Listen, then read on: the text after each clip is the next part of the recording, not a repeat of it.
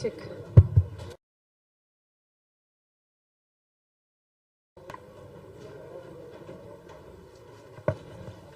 Check ready అమ్మా.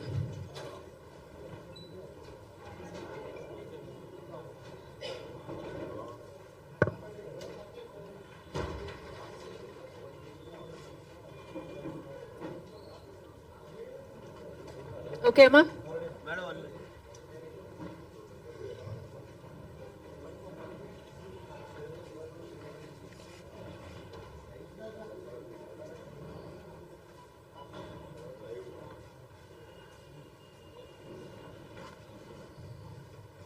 అన్నా okay అన్నా.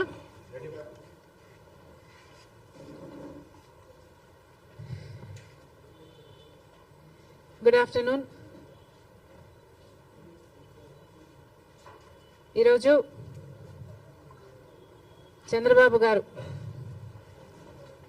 అధికారంలోకి వచ్చి ఒక నెల దాటిపోయింది.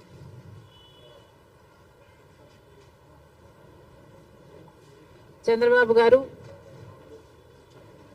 కూటమి కలిపి చేసిన వాగ్దానాలు ఎన్నో ఉన్నాయి. అందులో భాగంగా సూపర్ సిక్స్ లో భాగంగా చంద్రబాబు గారు చేసిన వాగ్దానం మహిళలకు ఆర్టీసీ బస్సులలో ఫ్రీగా ప్రయాణం చేసే వెసులుబాటు. మరి చంద్రబాబు గారు నెల రోజులైనా ఈ చిన్న వాగ్దానాన్ని ఎందుకు నిలబెట్టుకోవడం లేదో సమాధానం చెప్పాల్సిన అవసరం ఉంది.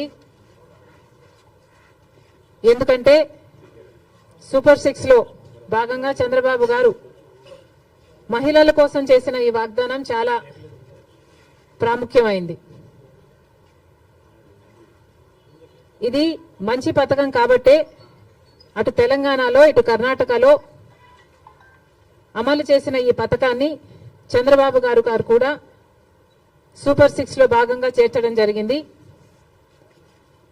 మరి తెలంగాణ ప్రభుత్వం రేవంత్ రెడ్డి గారు కాంగ్రెస్ పార్టీ తరఫున ముఖ్యమంత్రి అయిన ప్రమాణ స్వీకారం చేసిన రెండో రోజే మహిళలకు, అమ్మాయిలకు, ట్రాన్స్జెండర్స్ కు ఆర్టీసీ బస్సులలో ఫ్రీ ప్రయాణం చేయగలిగారు, అమలు చేయగలిగారు. అధికారంలోకి వచ్చిన 2 రోజుకి. కర్ణాటకలో కాంగ్రెస్ పార్టీ అధికారంలోకి వచ్చిన 3 వారాలకే ఆర్టీసీలో మహిళలకు ఫ్రీగా ప్రయాణం చేసే వెసులుబాటు కలిగించగలిగారు. అక్కడ వాగ్దానం నిలబెట్టుకోవడానికి కూడా వాళ్ళకి ఎక్కువ సమయం పట్టలేదు. మరి చంద్రబాబు గారికి ఎందుకింత సమయం పడుతుందో చంద్రబాబు గారు చెప్పాలి. ఎందుకంటే మహిళలకు ఆర్టీసీ బస్సులలో ప్రయాణం చేసే ఈ పథకం చాలా యూస్ఫుల్ కాబట్టే ఈరోజు లేవనెత్తుతున్నాం. మహిళలు అన్న వాళ్ళు మన జనాభాలో సగం, హాఫ్ ద పాపులేషన్ కి డైరెక్ట్ గా వర్తించే పథకం ఈ పథకం. మహిళలకి రక్షణ కల్పించే పథకం కూడా. ఎందుకంటే మహిళలు ఒక చోటు నుంచి ఇంకో చోటికి వెళ్ళాలి అంటే ఆర్టీసీ బస్సులో అయితే సేఫే కాకుండా ఈ పథకం ద్వారా ఫ్రీగా అయితే మహిళలు ఎక్కువ ఆర్టీసీ బస్సులలోనే ప్రయాణం చేసే అవకాశము వీలు ఉంటుంది. కాబట్టి వాళ్ళ పాపులేషన్ ఆర్టీసీ బస్సులో ఎక్కువ అయితే, సే ఫర్ ఎగ్జాంపుల్ ముందు భాగంలో మొత్తం మహిళలకని రిజర్వేషన్ ఉంది కాబట్టి మహిళలు ఎక్కువ భాగం అయితే, మోస్ట్ ఆఫ్ ద బస్ మహిళలు అయితే వాళ్ళకు సెక్యూరిటీగా కూడా ఉంటుంది.